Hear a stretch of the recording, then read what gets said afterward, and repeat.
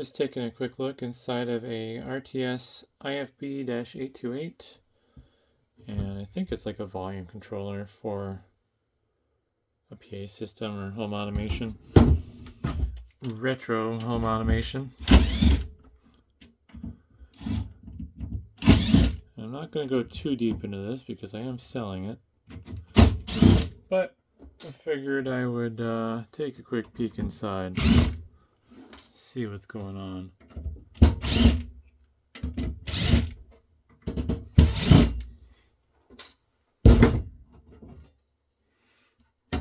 Oh wow. So I got a very basic power supply here, just a toroidal transformer, and looks like a full bridge rectifier there, filter cap, resistor, and probably another filter cap there. And then I believe these are just isolation transformers, although looks like there might be some amplification going on too. 317T, I feel like I should know that, or well, LM317T. I feel like I should know what that is. Linear voltage regulator? Oh, I'm drawing a blank.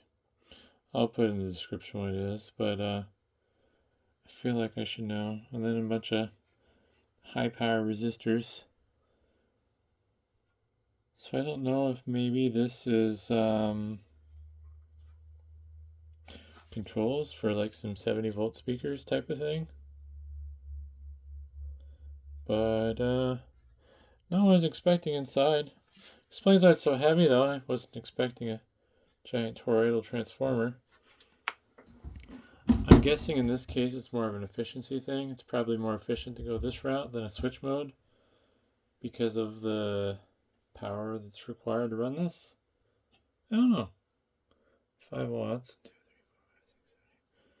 So in theory, I mean, that could be upwards of 40 watts going through those. I don't think this is labeled for power rating. No.